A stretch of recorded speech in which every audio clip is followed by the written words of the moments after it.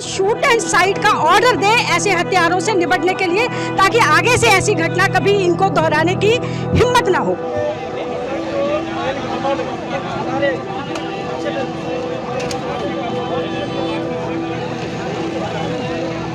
इस कायराना हमले का इस बार ऐसा जवाब दिया जाए कि पाकिस्तान अगले 50 वर्ष तक पाकिस्तान की पुस्तक में हम तुमसे बदला लेंगे, बदला लेंगे, बदला लेंगे, पाकिस्तान बदला लेंगे, बदला लेंगे, बदला लेंगे। तो कश्मीर के उस अभिन्न अंग को अब ज़रूरत है कि पीओके पे एक्शन लिया जाए सरकार की तरफ से। उसको गोली मार दी यहाँ पे उसने बोला कि शायद मुस्लिम नहीं है, उसने उसको गोली मार दी। नहीं आप टेंशन मत लो। अब बेटा आप यहाँ पे रहो, हम साथ में। मैडम ये जो बहीन साहब है प्रेसिडेंट, आप टेंशन मत लो, मेरे पति का बच्चा लो, हम बचा देगा, कोई बात नहीं। जम्मू कश्मीर के पहलगांव में जिस तरह से आतंकी हमले में 28 लोगों की हत्या कर दी गई, वो उससे पूरे देश में गुस्सा है और पूरे देश को इस घटना ने झकझोर के रख दिया है। और अब एक बार फिर कड़ी कार्रवाई की मांग हो रही है। पूरे देश में लोग प्रदर्शन कर रहे हैं, अपनी बात रख रहे हैं, विरोध कर रहे हैं। देहरादून के आईएसबीटी में हम इस वक्त मौजूद हैं। यहाँ के लोगों से बात करते हैं कि आखिरकार ये जो घटना हुई है, ये जो बहुत बड़ी घटना हुई है, इसको लेकर देहरादून के लोग क्या समझते हैं और उनकी क्या मांग है। आपका नाम जानेंगे। और मेरा नाम अनिल चंद्रा है, मैं देहरादून का निवासी हूँ। ये जो हुआ है हाँ जी, पहलगाम में, जी, इसको लेकर आपकी क्या राय है? इसमें मैं ये कह रहा हूँ कि पहलगाम में जो हुआ है, ये लगभग 3.5 साल बाद इतना बड़ा मैस्कर हुआ है। और इसमें मैं ये समझता हूँ कि धारा 370 हटने के बाद जो परिस्थितियाँ अचानक से जो चेंज हुई थी कश्मीर में, और हमने पूरा कंट्रोल कर लिया था वहाँ इसके लिए, लेकिन जैसे ही मतलब ये शासन जो है, इंडी ग्रुप का जो शासन जो यहाँ पर आया है, इसमें इस घटना के लिए पूरी तरह उमर अब्दुल्ला जिम्मेदार है। इनके फादर फारूक अब्दुल्ला, उमर अब्दुल्ला, ये दोनों जो हैं, ये बाप बेटे, ये दोनों जिम्मेदार हैं। सबसे पहली चीज़ प्रश्न ये उठता है कि जिस जगह ये घटना हुई है, कोई एक दिन में तो वहाँ भीड़ इकट्ठी हो नहीं गई, भीड़ कई दिनों से आ रही होगी। वो डेस्टिनेशन ऐसा है कि वहाँ पर जो है लोग इकट्ठे हो रहे हैं। उसके बावजूद इनपुट ये नहीं दिया गया कि यहाँ पर कोई घटना होने की संभावना है। उन्होंने कोई भी डेप्लॉयमेंट किसी भी मिलिट्री का, किसी भी पुलिस का, किसी भी फोर्स का वहाँ पर डेप्लॉयमेंट अगर होता तो शायद ये घटना नहीं घटती। दूसरी चीज़ ये कि मेरी संवेदनाएं बहुत ज़्यादा हैं उन बेचारे बच्चों के लिए, उन विधवाओं के लिए, कि दिल जो है वो काफ़ी द्रवित हो रहा है, दुखी है। इसके अलावा मैं ये कहना चाहूँगा कि ये जो है घटना जो हुई है, इसमें उन्होंने धर्म को ज़्यादा फोकस करते हुए किया गया है। इसमें भी कोई चाल है। यहाँ हिंदू मुस्लिम लड़ाने के लिए हिंदुस्तान में ये चाल चली गई है। धर्म पूछ कर गोलियाँ मारी गई हैं। जो घटना हुई है, जो बहुत बड़ी घटना हुई है जम्मू कश्मीर में, उसके खिलाफ लोगों में गुस्सा है। मातृशक्ति से जानना चाहेंगे आपका इस पर क्या व्यू है और आप इस पर क्या समझते हैं? भैया मुझे तो यूँ लगता है कि इस हत्याकांड में मरने वाले लोगों की आत्मा को शांति तभी मिलेगी जब इनके हत्यारों को चुन चुन के मारा जाए। और मैं भारत सरकार से आह्वान करती हूँ महिला शक्ति के तौर से कि जो भी हो अच्छा करे, सारे समाजों के लिए अच्छा करे और शूट एंड साइट का ऑर्डर दे ऐसे हत्यारों से निपटने के लिए, ताकि आगे से ऐसी घटना कभी इनको दोहराने की हिम्मत ना हो। आप इस घटना को लेकर आपका क्या कहना है? इस घटना को लेकर जो ये इतनी बड़ी जघन्य हत्याकांड हुआ है, इसके लिए मेरी सरकार से एक ही प्रार्थना है कि उन आत्माओं की शांति के लिए उनको बख्शा न जाए जिन्होंने इसको अंजाम दिया है। उनको कड़ी से कड़ी सज़ा दी जाए, चुन चुन के मारा जाए उनको। सर मैं तो यही कहना चाहूँगी कि जिस तरह से हमारे भाइयों लोगों को मतलब चुन चुन के वो करा, उनकी मतलब उनकी वाइफ के सामने ये सब चीज़ें करी हैं, तो उनको भी वैसे ही सज़ा मिलनी चाहिए। उनको ढूंढा जाए और बीच चौराहे में उनका यही अंजाम हो जो हमारे भाइयों के साथ हुआ है। इसको लेकर बात तो ये है कि दिन दहाड़े ऐसा हो जाना, ये सिक्योरिटी और इंटेलिजेंस पे बहुत बड़ा सवाल है। तो सरकार को तो पहले इंट्रोस्पेक्ट करना चाहिए कि ऐसा हुआ कैसे। दूसरी बात, पाकिस्तान के आर्मी चीफ का ये कहना कि हमारा एजेंडा क्लियर है और हम 2 नेशन थ्योरी में बिलीव करते हैं, उसके 4 दिन बाद ये इंसिडेंट होना, तो ये इसको भारत सरकार पाकिस्तान की तरफ से किया गया एक्ट ऑफ वॉर की तरह ही ले और वैसे ही रिटेलिएट करे। हम अगर ये सोचेंगे कि ठीक है एक छोटा सा इंसिडेंस है, छोटा सा इंसिडेंस नहीं है, ये सोची समझी की गई एक एक्टिविटी है जो हमेशा से पाकिस्तान की तरफ से ऐसा होता हुआ है, और पाकिस्तान तो स्टेट स्पॉन्सर टेररिज्म कराता है, सबको पता है, तो फिर इतना सोचना क्यों है। और भारत सरकार ने अपना स्टांस हमेशा क्लियर किया है कि कश्मीर हमारा अभिन्न अंग है, तो कश्मीर के उस अभिन्न अंग को अब ज़रूरत है कि पीओके पे एक्शन लिया जाए सरकार की तरफ से। आपका नाम और इस घटना को लेकर आपका क्या कहना है? मेरा नाम प्रदीप है, देहरादून का निवासी हूँ, और कल शाम से सभी हिंदुस्तानियों का हृदय बहुत द्रवित है। इतनी भयंकर घटना पहलगाम में हुई है जो कि जितने भी निंदा करी जाए उतना उससे कम है। तो इसमें ये मैं गुजारिश चाहूँगा राज्य सरकार से और केंद्र सरकार से कि इसका आतंकी हमला है, इस आतंकी हमले का जवाब आतंकी भाषा में ही देना चाहिए, ना कि नॉर्मल लॉ एंड ऑर्डर की सिचुएशन में। ये बिना शय के नहीं हो सकता। जो कल पहलगाम के अंदर 26 आदमियों की हत्या कर दी गई, जिन बहनों के हाथ की मेहंदी अभी सूखी नहीं है, उनके हाथ से चूड़ा उतारने की तैयारी की जा रही है। मैं इस घटना की घोर निंदा करता हूं। मैं भारत सरकार से उम्मीद करता हूं कि वह इस जघन्य अपराध के लिए इसको एक आतंकवादी हमला ना मान करके भारत सरकार के ऊपर, भारत संप्रभु राष्ट्र के ऊपर हमला मान करके इसके ऊपर कार्रवाई करे। साथ में मैं सुप्रीम कोर्ट को भी चेताना चाहूँगा कि वो भी अपनी जो कार्य प्रणाली है वो भी ठीक करे, क्योंकि कई बार विगत में ऐसा देखा गया है कि सुप्रीम कोर्ट आतंकवादियों की और उनको अननेसेसरी सह पहुंचा करके उनके पक्ष में फैसला लेकर के भारत सरकार को और ये इनके जो कश्मीर के जो अंदर आतंकवादी है उनको वो सह मिलती है।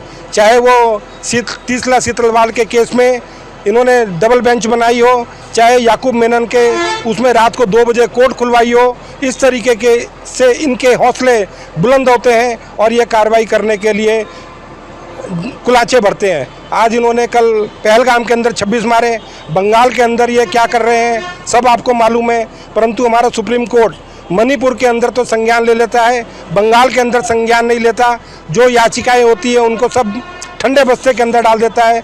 तो भारत सरकार तो जो कर सकती है वो करेगी। साथ साथ मैं सुप्रीम कोर्ट को भी ये रिक्वेस्ट करना चाहूँगा, पूरा मान सम्मान देना चाहूँगा कि वह भी इस तरीके की कार्रवाई को बराबर तरीके से इसको ठुकराए और इनके ऊपर ऐसा लगाम, ऐसा अंकुश वो बनाए कि जिससे कि कोई भी आतंकवादी आकर के ऐसा काम ना कर सके। सुप्रीम कोर्ट को संविधान की व्याख्या की, संविधान के स्पष्टीकरण की पूरी आज़ादी है, तो साथ साथ मैं कहूँगा कि उस व्याख्यान के लिए, स्पष्टिवादी के लिए जब वो संविधान की व्याख्या करता है तो आतंकवाद की भी व्याख्या करे। लोग कहते हैं कि आतंकवाद का कोई धर्म नहीं है, परंतु कल ये देखा गया है कि उन्होंने धर्म पूछ करके उन सभी निर्दोष व्यक्तियों को गोली मारी है जो कि वो अपने वहाँ पर घूमने के लिए गए थे, अपना पर्यटक के रूप में गए थे। उनकी क्या गलती है? ऐसी सभी पर्यटकों को नमन करते हुए मैं भारत सरकार से पुनः ये याचिका करूंगा कि ऐसे आदमियों को देखते ही गोली मारे, तभी उनको सच्ची श्रद्धांजलि होगी। अदरवाइज उनकी याद में मोमबत्ती जलाने से, जुलूस निकालने से इन समस्या का हल नहीं होगा। जय वंदे, जय भारत। ये जो विरोध प्रदर्शन आपका हो रहा है क्या है? मतलब देखिए, कल पहलगाम में जिस तरह से हमारे भारतीय नागरिक और निर्दोष नागरिक जिन्हें आतंकवादियों ने शिकार तो बनाया, ये साथ में उन्हें कलमा न पढ़ने पर और हिंदू जानने पर उनकी इतनी गंदी हत्या करी है, निर्मम हत्या करी है, जिससे आज पूरा देश, भारत देश सहमा हुआ। और ये 370 आर्टिकल लागू होने के बाद जम्मू कश्मीर में पहला आतंकवादियों का इतना बड़ा कायराना हमला है, क्योंकि अगले माह की 3 तारीख से अमरनाथ की यात्रा चालू हो रही है। तो कहीं ना कहीं उन लोगों ने अमरनाथ यात्रा को टारगेट करते हुए, हमारे हिंदू धर्म के सबसे बड़े पवित्र धाम को टारगेट करते हुए भी ये हमला करा है कि भारत देश के नागरिक वहां जाने से डर जाए, जम्मू कश्मीर उनको दे दिया जाए, उनकी दहशत में हम रहें। लेकिन ये उनकी भूल है। आपने हमारे भले ही 27 निर्दोष नागरिकों को मारा है, लेकिन आज हमने पाकिस्तान का पुतला दहन करके देश के प्रधानमंत्री से मांग करी है, और हम सबको हमारे भारत देश के प्रधानमंत्री पर, हमारे भारत देश की सेना पर ये भरोसा है कि वो 27 की जगह 27,000 गिरा के आएंगे और पाकिस्तान का इस बार नामो निशान मिटा कर आएंगे। आतंकवाद मुर्दाबाद। की घटना है, पाकिस्तान को क्यों जिम्मेदार नहीं है? क्योंकि पाकिस्तान ही एक ऐसा देश है जो भारत देश का पड़ोसी मुल्क है, और यही पहली घटना नहीं है। अक्सर पाकिस्तान के जो हृदय में हमारे लिए प्रेम है, वो प्रेम नहीं, वो जहर है। ये दिखाने में कुछ और है और उगलने में कुछ और है। हमने हमेशा इनको प्यार से, सम्मान से इनका सम्मान करा। जब जब इन्होंने जो मांग करी, भारत देश ने उसका आदर करा।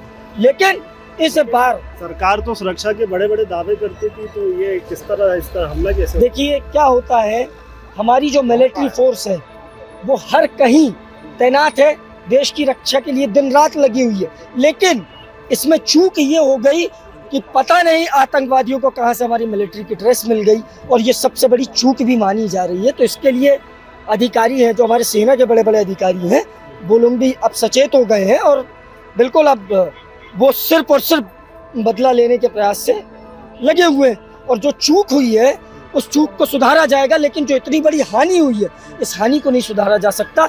ऐसी हानि दोबारा ना हो, इसका ध्यान रखना होगा। या सरकार को कितना जिम्मेदार मानते हैं इस घटना के लिए? सरकार का मैं विरोध करने से ज़्यादा मैं उन लोगों को जिम्मेदार मानता हूं जो देश में इस चीज़ का सपोर्ट करते हैं, इनकी मानसिकता का सपोर्ट करते हैं, क्योंकि ये घटना कोई सुनियोजित ढंग से की गई ये घटना है। पहले भी पाकिस्तान के मिलिट्री चीफ का ऐसा बयान आ चुका है कि हमारे देश के प्रति उनके अंदर कितना जहर है, उनको वीडियो के माध्यम से पहले भी वो कर चुके हैं, और ऐसे लगातार घटनाएं होती जा रही हैं। तो मैं ये चाहता हूँ कि पहले देश के युवाओं को और देश के जितने भी लोग हैं उनको इनकी मानसिकता के प्रति खुद जागरूकता लानी चाहिए और समझना चाहिए कि कितना जहर है इनके अंदर, और हमारे देश का बिल्कुल विनाश करने के लिए हमेशा आतुर रहते हैं। पहलगाम में घटना होती है, इस पूरी घटना को कैसे देखते हैं? इसमें देखा जाए जैसे कि पहलगाम में हमारे 25 से 26 लोग की हत्या हो गई है। इसमें पाकिस्तानी जो लोग भी हैं, ये लोग आके घुसपैठी करके जो हमारे लोग को हत्या कर दिए हैं, ये बहुत दर्दनाक और दुखदायी। और देखा जाए कि हिंदू के नाम पे उनसे कुछ पूछा नहीं गया, कोई जात नहीं पूछी गई, कोई कुछ नहीं पूछा गया, बस उनसे पूछा गया तुम किस धर्म के हो। धर्म के ही नाम पे उनको एक एक लोग को मार के उन लोग हत्या कर दिए, ये बहुत दुख है। और इसी लाइन से मैं ये भी बोलना चाहता हूँ, एक लाइन बोलना चाहता हूँ कि कंधे से ऊंची छाती नहीं होती और धर्म से बड़ी कोई जाति नहीं होती। कहा जाता है कि दहशतगर्दों का कोई धर्म नहीं होता, कोई जात नहीं होता। आम आदमी किस तरह से देख रहे हैं इस दहशतगर्दी को, क्या कुछ है, उनसे जानने की कोशिश करेंगे। पहलगाम में जो आतंकी हमला हुआ है, इसे किस तरह से देखें? ये बहुत ही खराब हुआ है और इसका देश का मुसलमान कड़ा विरोध करता है। इसमें क्यों इस तरह के हमले होते रहते हैं? क्या ये आपसी भाईचारा बिगाड़ने की कोशिश है या कुछ और? देश में माहौल बिगाड़ने का पूरा कोशिश हो रहा है, जो इसका नहीं होना चाहिए। आपका नाम? मेरा नाम मोहम्मद जगजीत अकरम। किस तरह से देखते हैं पहलगाम में जो हमला हुआ है आतंकी? देखिए, मुल्क में, देश में कहीं भी कोई हमला हो, किसी तरह का कोई आतंकी वाकया पेश आए, इसको कोई भी अच्छा नहीं कहेगा। ये बहुत खराब चीज़ है, लेकिन मेरे जहन में बात आ रही है कि इस पर गौर करना बहुत ज़रूरी है कि हमला होता है क्यों, करता कौन है, होता क्या है। हमने गांव में सुना था चोर आया बच्चा चोरी करने, लेके उसको भाग रहा था, लोगों को पता चल गया बच्चा चोरी हुआ, लोगों ने शोर मचाना शुरू किया और वो चोर को पकड़ने के करीब था कि वो चोर भी चिल्लाना शुरू कर दिया, पकड़ो पकड़ो चोर है। और सब आदमी सोचा कि ये बेचारा अभी गांव का आदमी है, ये भी चिल्ला रहा पकड़ो पकड़ो चोर आगे होगा, हालांकि चोर वो खुद है। ये बहुत ज़रूरी चीज़ है कि मुजरिम कौन है, ये जुर्म कर कौन रहा है, उसको पकड़ा जाए और उसको सख्त से सख्त ऐसी सजा दी जाए कि अगला आदमी वो कदम उठाने के लिए फिर 100 बार सोचे। शंभू जी, पहलगाम में आतंकी हमला हुआ, वाकिफ हैं, जानते हैं? मैं जान रहा हूँ और बहुत ही मुझे दुख है इस टाइप का घटना हमारे देश में हो रहा है। और ये जो कश्मीर है, केंद्र शासित राज्य, आप जानते हैं, केंद्र सरकार के द्वारा इसको सुरक्षा का सारा व्यवस्था देखा जाता है। तो कैसे चूक हो रही है, कैसे चूक हो रही है, कैसे हमारे लोग मारे जा रहे हैं, कैसे लोग सुरक्षित अपने आप को महसूस करेंगे। 56 इंच के सीना कहने वाले कि मेरा 56 इंच का सीना है, क्या यही 56 इंच का सीना है कि हमारे देश के लोग मारे जा रहे हैं?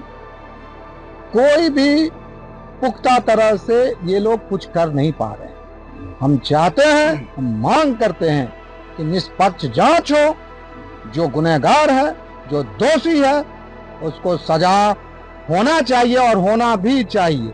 क्या नाम? मेरा नाम असद मुस्तफा है। असद साहब किस तरह से देख रहे हैं हमले? तो ये इस हमले को अभी कश्मीर का माहौल बेहतरीन था। ये 2-3 साल से ऐसा लग रहा था कि जन्नत हकीकत में भी लोग गए भी थे और वहाँ के लोगों ने पूरा सपोर्ट भी किया वो भूस्खलन होने पे। अचानक ये जो हमला होता है कल, ये बहुत ही निंदनीय है। इतना ज़्यादा इसकी जितनी मजम्मत की जाए वो कम है। और कुछ लोग ये इस हमले को एक अलग मजहब का रंग देना चाहते हैं। मैं ये कहना चाहता हूँ कि आतंक का कोई मजहब नहीं होता, कोई धर्म नहीं होता। आतंक तो आतंक है, किसी भी हो, चाहे वो मुसलमान हो, चाहे वो हिंदू हो, चाहे सिख हो, चाहे कोई ईसाई हो, सब आपस में हवाई का माहौल चल रहा है। और ये हिंदुस्तान एकता की जगह है, गंगा जमनी तहजीब की जगह। इसको मलियामेट की कोशिश करने की बार बार कोशिश की जा रही है, ख़त्म करने की कोशिश की जा रही है। हमें ये अंदाज़ा है कि हो सकता है ये अगर कोई आतंकी है तो सख्त सख्ता दी जाए और इसकी छानबीन कोशिश की जाए। तो ये थे लोग जिन्होंने बताया कि किस तरह से आतंकी साजिश कर आपसी सौहार्द बिगाड़ने की कोशिश की जा रही है। सरकार को चाहिए कि इस मामले को संज्ञान लेते हुए निष्पक्ष कार्रवाई की जाए, निष्पक्ष जांच करते हुए दोषियों को सख्त से सख्त सजा दी जाए। Subscribe to One India and never miss an update.